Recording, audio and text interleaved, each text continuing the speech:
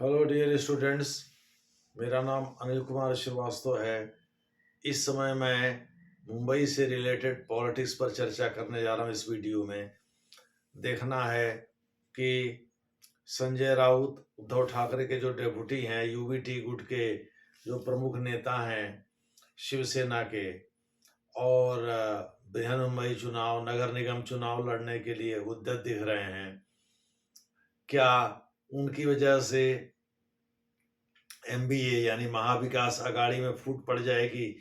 क्या एनसीपी के शरद पवार इसको रोक पाएंगे? क्या एनसीपी के शरद पवार की पार्टी का अजीत पवार की पार्टी एनसीपी में विलय हो जाएगा? दूसरे शब्दों में, old age NCP new NCP में मिल जाएगी? क्या ओल्ड शिवसेना व देवेंद्र फडणवीस की सरकार को समर्थन देगी? चूंकि संजय राउत का ही एक बयान है कि आप लोग बहुत जल्द तीसरे डेप्यूटी चीफ मिनिस्टर को देखेंगे, तो तीसरा डेप्यूटी चीफ मिनिस्टर कौन होगा भाई? संजय राउत को ऐसे ही कहा जाता है, मुंह में बवासीर हो, कुछ भी बोलते रहते हैं। मोटे तौर पर शिवसेना के ही एक प्रवक्ता ने शिवसेना की पोल खोल दी और प्रियंका चतुर्वेदी को शिवसेना का गद्दार बताया। खैर, उन्होंने गनीमत है कि उन्होंने संजय राउत का नाम नहीं लिया।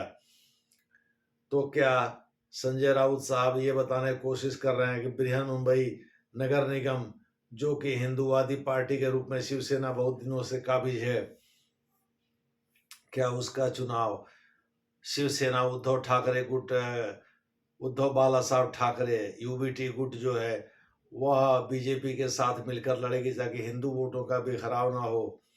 आप सभी लोग पता होगा, जब पिछली बार 2017 में जब चुनाव हुए थे बृहन्मुंबई नगर निगम के, तो वहाँ कुल 227 सीटें हैं, उनमें 114 सीटें चाहिए बहुमत के लिए। तो उसमें 84 सीटें मिली थी शिवसेना उद्धव गुट को, उसमें तो शिवसेना एक ही थी, और 82 सीटें बीजेपी को मिली थी। संभवतः दोनों ने मिलकर के चुनाव भी लड़ा था, लेकिन इस बार राहें जुदा है।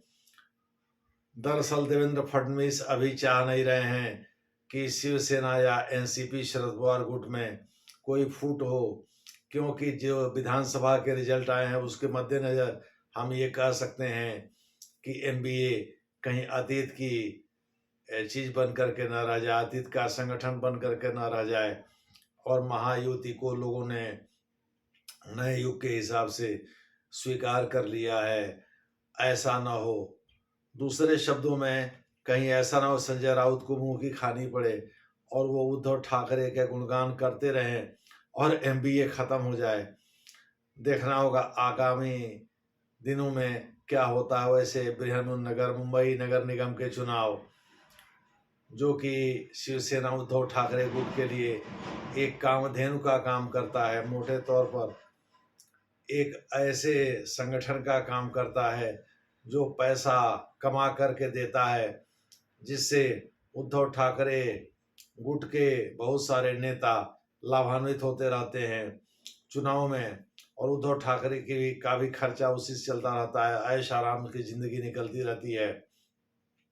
क्योंकि आप सभी लोग पता है, मुंबई नगर निगम, जो बृहन्मुंबई नगर निगम का जो निगम है, यानी जो कारपोरेशन है, उसका जो बजट है सालाना, वह कई राज्यों से भी अधिक है।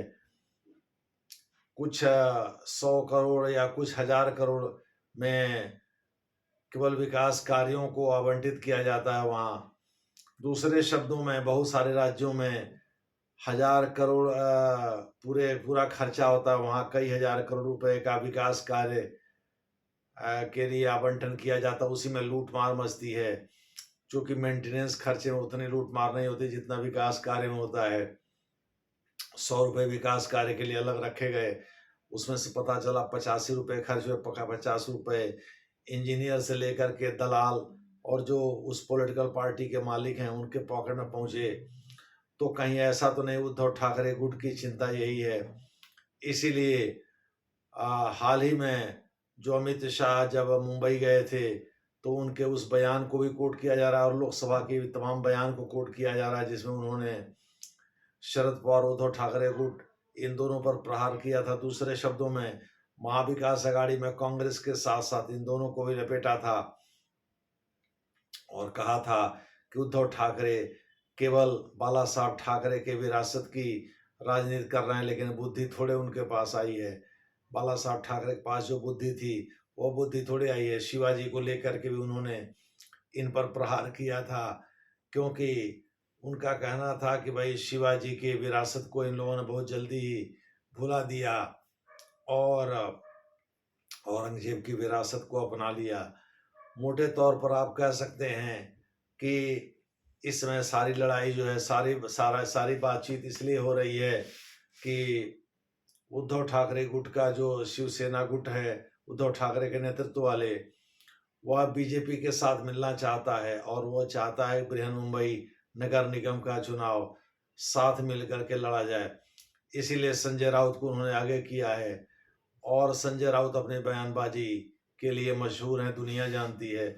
संजय राउत ये कह रहे हैं कि भाई ऐसा है, कहीं ऐसा तो नहीं है कि महाराष्ट्र में तीसरा डिप्टी चीफ मिनिस्टर भी जल्द ही लोग देखेंगे, कहीं ऐसा तो नहीं उनका इशारा उद्धव ठाकरे या उनके पुत्र आदित्य ठाकरे की ओर है। देखना है भविष्य में क्या होता है। धन्यवाद।